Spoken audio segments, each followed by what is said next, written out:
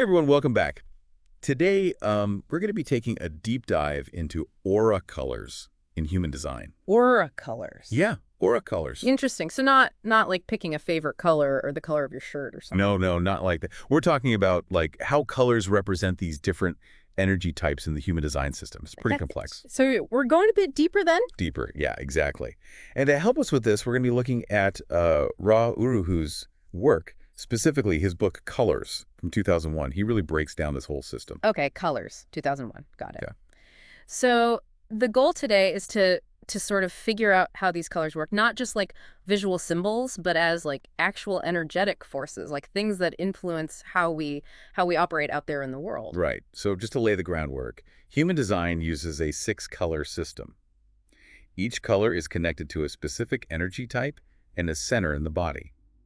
And it's not about aesthetics, it's about understanding the energy dynamics at play. Okay, so just like a quick overview, yeah, like what are the colors and what centers are we talking about? So we have hope connected to the splenic center, Okay. desire and truth linked to the Aegean fetter, and guilt and innocence related to the solar plexus center. Okay, and these centers, these are like energy processing hubs within the body, right? Like in the Yeah. body graph. Yeah, they influence how we process information, interact with the world, and even experience spirituality. Interesting, okay. So let's dive into some specifics here. Ra Uru, who talks about this interesting paradox with the second color, hope. He talks about it in terms of what are called second-line profiles in human design. Second line profile. Yeah, meaning people who have a second line in either their personality or their design. So these people, they're naturally drawn to solitude, yet they have this really deep-seated hope for a call to action. It's like a duality. Okay, that's interesting. Like they want to be alone, but they're also waiting for something. Right. Okay, so how does that actually work? Like how does that play out? Well, it's interesting because Ra Uru Hu himself, he was a 46 profile. So he didn't actually have a second line in his personality. But he harmonized to one, meaning he resonated with that second color energy. Huh. Okay, so he like vibrated with it. Yeah. Okay. Even though it wasn't like directly in his chart. Interesting. And he described this call to action in his own life. He talked about how for 15 years he became the messenger for human design, sharing this system with the world. He felt like it was a spiritual calling. Okay, so for him, that was his call, I guess, to step out of solitude and share this knowledge. Yeah, exactly. And what's really fascinating is that Ra Uru Hu emphasizes how proof is totally irrelevant for people with a strong second color influence. Like they operate on belief and prana, which is life force energy. So not logic and reason, but intuition, feeling. Yeah, and then they move through cycles of faith and doubt, like trusting their intuition even when it doesn't really make sense. Interesting. So it sounds like they kind of go back and forth between trusting their gut and then maybe questioning everything. Yeah, exactly. Interesting. Okay, so how does this all actually play out in real life, though? Well, Ra Uru Hu, he actually uses an example from his own life to illustrate this, specifically talking about friendship. He says sometimes he believes it's worthwhile and other times he really doubts it. His feelings, they kind of fluctuate. And he says he's never been able to prove if someone was really his friend, but that doesn't stop him from having both hope and doubt in relationships. Huh. So for him, friendship is like, it's like this ongoing question mark. Right. And I think it's a great example of how this second color energy can work. Yeah, it's definitely makes you think about like, where do you see this hope for a call playing out in your own life? You know? Yeah, absolutely. Like it might not be directly related to having a second line in your chart, but like, how are you experiencing this second color energy? It's a good question to think about. Okay, so we've explored the 6 colors and their energies, but now I'm kind of curious about how these actually play out in the different human design types. Right, because a manifestor's energy it's going to be very different from like a generator's, for example. Yeah, totally. So it's like taking these color energies and seeing how they're like filtered through the lens of, each type's unique aura and their way of being in the world. Yeah. Okay, so let's start with manifestors. They're all about initiating action, right? Yeah, they're the natural like go-getters of human design. Right. So imagine a manifestor with like a strong influence of that second color, hope. Oh, interesting. What would that look like? That's a really powerful dynamic because, they might be drawn to like spiritual pursuits, but they're not going to just like sit back and wait for enlightenment. Right. It's not passive. No, they're going to approach it with this entrepreneurial spirit, taking charge and making things happen. So instead of, meditating on a mountaintop, they might start a movement or build a community or write a book that challenges conventional spiritual thinking. Exactly. They're here to shake things up, to bring a fresh perspective to the spiritual scene, you know? It's like they're infused with this energy of hopeful action. Yeah, that's a good way to put it. Okay, that's fascinating. So what about generators? They're designed to respond to life's invitations rather than initiate. So how would that interact with the second color, hope? Well, for generators with a strong second color influence, there's this deep yearning for a spiritual calling, but they might hesitate to take that first step. You know, they're waiting for a sign, a clear invitation to actually embark on their spiritual journey. It's almost like they're standing at the edge of a dance floor, hoping that someone will ask them to dance, but not quite ready to jump in on their own. Oh, yeah, that's a great analogy. Yeah, because it can be really frustrating for them, you know, especially if they're surrounded by all these manifestors who are just going for it. Right, right. So how can a generator with that kind of energy, how do they actually find their way? Well, patience is key. Patience. Yeah, they need to trust that the right opportunity will come along. And when it does, they'll feel it, you know, they'll feel this undeniable pull to respond. It's about recognizing their own unique energy flow. Yeah, exactly. Okay. So let's shift gears a little bit and talk about the third and fourth colors, desire and truth. How might those manifest in different types? Okay, so let's think about projectors. They're designed to guide and direct energy, but they need to be recognized and invited before they can fully share their gifts. They're known for their deep understanding of others, right? Yes, they're the masters of seeing potential and helping others unlock it. So now imagine a projector with a strong third color, desire influence. They might have this burning passion for knowledge, you know, a drive to explore all these different mental frameworks and ideas, but they might struggle to get people to actually listen. Right. So it's like they have all these brilliant ideas, but they're kind of waiting for someone to give them the platform to share them. Exactly. And this can be really frustrating for them. Yeah, I bet. So how can they break through? How do they make their voices heard? Well, it goes back to that key projector theme. Recognition. You know, they need to find the right people, the right audience who will value what they have to offer. So it's about finding those who are ready to be guided by their wisdom. Exactly. So contrast that with a projector who has a strong fourth color, truth influence. They might be less interested in seeking, external validation, Right. and more focused on developing their own deep understanding of the world. Yeah, they're like the introspective seekers, you know, constantly pondering the big questions, and their insights, they might not always be easy for other people to grasp, Right. but they hold this profound depth and authenticity that can be really valuable to the right people. So again, it's about finding those who resonate with their unique frequency. Exactly. And when a projector can balance that desire for recognition with their inner truth, that's when the magic happens. Yeah, it's a beautiful combination of wisdom and impact. Absolutely. Okay, now let's talk about reflectors. They're the rarest type in human design. They're known for reflecting the energy of everyone around them. Yeah, like mirrors, right? Yeah. Showing us who we are and what we're putting out there. And their energy, it's so fluid. Yeah, it's Yeah. very adaptable. They can change depending on who they're with, where they are. Right. Which makes it kind of tricky to pin down how these colors might express themselves for them. Yeah, it does. It really does. So how do we even begin to understand the role of colors in a reflector's life? Well, it's all about context. You know, the colors that they express will depend on the people they're with and the energy that they're reflecting back. So a reflector spending time with a bunch of second color hope-driven manifestors might suddenly feel really inspired and motivated. Oh, yeah, absolutely. Seek action. Yeah, or if they're hanging out with fourth color truth-seeking projectors, they might go on a deep dive of introspection and self-discovery. So it's like they're constantly trying on these different energetic hats, reflecting the dominant colors around them. Yeah, that's a good way to see it. Which is, it can be both a blessing and a curse. Yeah, it's a mixed bag. Because, it allows them to experience this huge range of emotions and perspectives. Yeah. But it can also be really hard to find a stable sense of self in all that fluidity. It's about finding balance, you Yeah. know, learning to navigate that reflective nature and finding that unique center amidst all the swirling colors. Right, right. And when they can do that, they become incredibly wise and insightful. Oh, yeah. They really do. They have the potential to see the world with incredible clarity. Okay. So we've talked about how these colors might manifest in different types.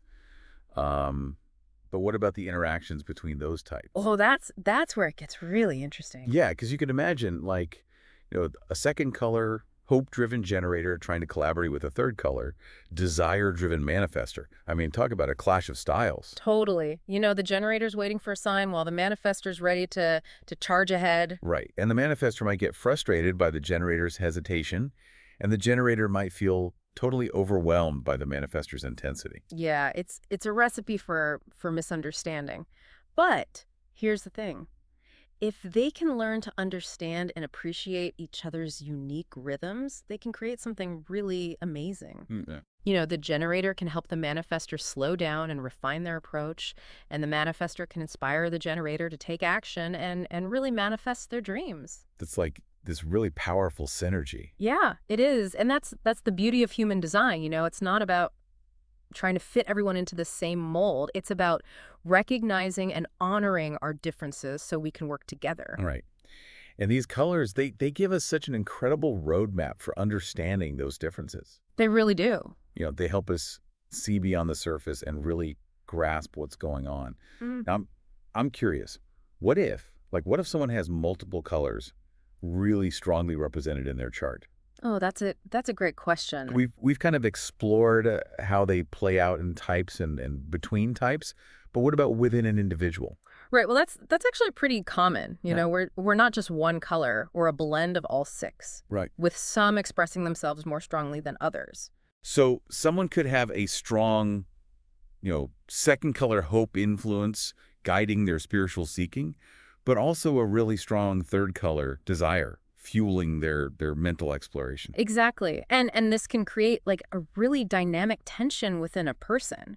You know, they might feel pulled in different directions, wanting to withdraw and engage, seeking solitude and connection. Almost like they have like multiple personalities all vying for attention, each with their own motivations and desires. Yeah, and the key is finding a way to integrate those different energies, to create a harmonious balance between those opposite forces. It's about recognizing and honoring all the different parts of yourself, Exactly. even the ones that seem to contradict each other. Exactly. And when you can do that, you unlock this amazing depth and complexity. Right. You become a more well-rounded, integrated person. Yeah, capable of navigating the world with so much more understanding and compassion. And that's really what this whole journey is about, right? It is. It's about embracing all the colors that make us who we are, the light and the shadow, and finding a way to let them shine.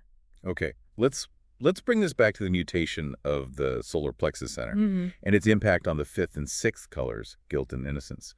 Because, this is where things get really futuristic. Right. We're talking about a fundamental shift in how we experience emotion, how we connect with spirit. And we've already established that guilt, the fifth color, won't be as affected by this mutation because of its link to the feeling center, which doesn't fully open to spirit consciousness. But innocence, the sixth color, that's going to undergo a huge transformation. Because it's connected to touch, which will take on a whole new meaning as the solar plexus mutates. Yeah. It's not just going to be about physical touch anymore. It's going to be about like a deeper, more intuitive connection, a way of experiencing the world through this kind of spiritual touch. Okay, so imagine like walking into a room and instantly sensing the emotional state of everyone there, or, feeling a deep connection to nature just by being in its presence. It's about opening up to this whole new level of sensitivity and awareness. And this is going to impact everyone, right? Yeah. Regardless of their type or their individual color dynamics. Yeah, it's a collective shift. Wow. So is there anything we can do to prepare for this kind of massive energetic shift? Well, I think for starters, we can start paying more attention to our solar plexus center, noticing how it feels, how it influences our emotional responses. So practicing mindfulness, Yeah. being present in our bodies, and really tuning into our feelings. Exactly. And we can also cultivate a deeper connection to our intuition, trusting those gut feelings and those inner whispers that guide us. Because those whispers, They're going to become louder and clearer as the solar plexus mutates. Exactly. And we're gonna need to learn to trust them more than ever before. This is exciting. And maybe a little bit scary. Yeah, it's a big shift. It's like we're standing on the precipice of a whole new era, a time of profound spiritual awakening. And the colors, they're going to be our guideposts, Hmm. helping us navigate this uncharted territory. Yeah, they're going to illuminate the path, So, showing us the way to a deeper understanding of ourselves, each other, and the universe. this is an incredible journey.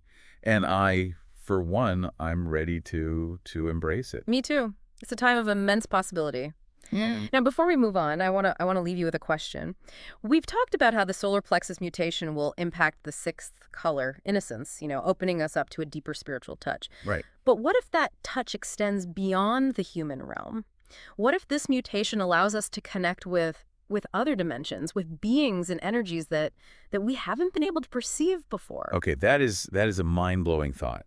It is. And, it's something that Ra Uru Hu, he hinted at in his teachings.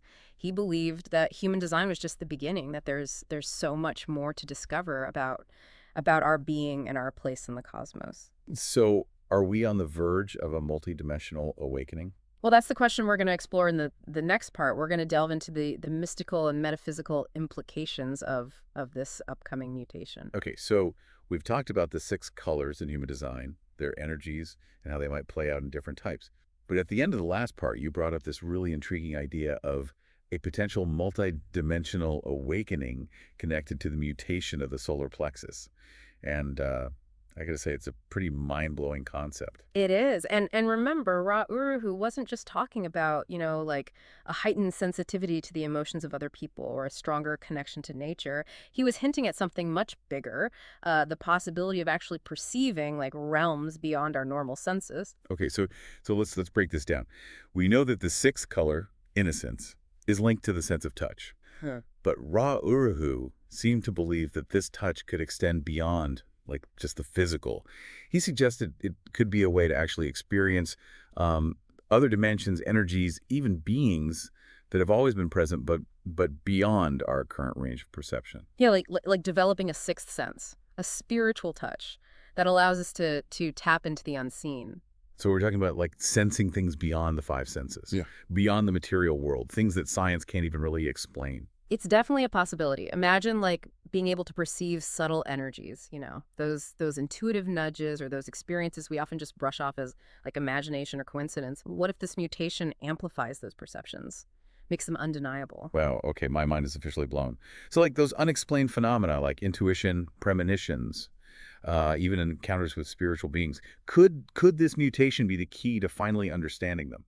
It's a fascinating thought. As our solar plexus centers mutate and that sixth color energy expands, we might start tapping into like a whole new spectrum of extrasensory perceptions. It's like we're standing on the edge of this paradigm shift where science and spirituality start to converge. And in human design, with its focus on energy and consciousness, could be like the bridge between those two worlds. Exactly. It gives us a language, a system for understanding these complex energies and how they might impact our lives. Right. Instead of dismissing these experiences as like, woo, we might actually have a framework for understanding and even working with them. But if this mutation really does open us up to multidimensional experiences, I mean, what does that even mean for our understanding of reality itself? Right. It challenges everything we thought we knew. We might have to rethink our concepts of time, space, even the nature of consciousness. Imagine a world where those limitations start to blur, where we're not just confined to our physical senses. It's a pretty mind-expanding concept. It's like we've been looking at the world in black and white and suddenly someone hands us a box of crayons. Yeah, exactly. But is there anything we can actually do to prepare for this kind of multidimensional awakening? Or is it just going to happen whether we're ready or not? I think the best preparation is to cultivate an open mind, a willingness to embrace the unknown. It's about letting go of our preconceived notions and accepting that reality might be far more expansive than we currently understand. So the letting go of those limiting beliefs and really trusting our intuition, Because who knows? Those gut feelings might actually be messages from other dimensions trying to Yes. reach us. It's a mind-boggling thought, isn't it? It fills me with a sense of awe and wonder and honestly a bit of healthy skepticism too. I hear you. It's a lot to process. But one thing's for sure, this journey is full of mystery and incredible potential. Now, before we wrap up, I have to ask, if this mutation allows us to connect more deeply with other dimensions, how will that impact our relationships with each other, like as humans? Hmm, that's a great question. What if we start to sense each other's thoughts and feelings more intensely? What if we like develop new ways of communicating that go beyond language? And how will this heightened sensitivity affect our ability to empathize and connect? Wow, this isn't just about like individual awakening. It's about like a collective evolution of consciousness, Yeah. like a deepening of our connection, not just to ourselves, but to each other and to the universe as a whole. It makes you wonder what incredible possibilities might emerge from that kind of interconnectedness. It's a truly exciting prospect. It seems like we're on the cusp of something extraordinary. Well, I think that's a perfect place to end our deep dive. But I have a feeling this conversation is far from over. I agree. This is an exploration that's just beginning. The world of human design is vast, and as we've seen, it offers these profound insights, not just about ourselves, but about the nature of reality itself. So to everyone listening, stay curious, keep exploring, and embrace this incredible journey of self-discovery. And remember, the colors are just the beginning. Thanks for joining us. We'll see you next time.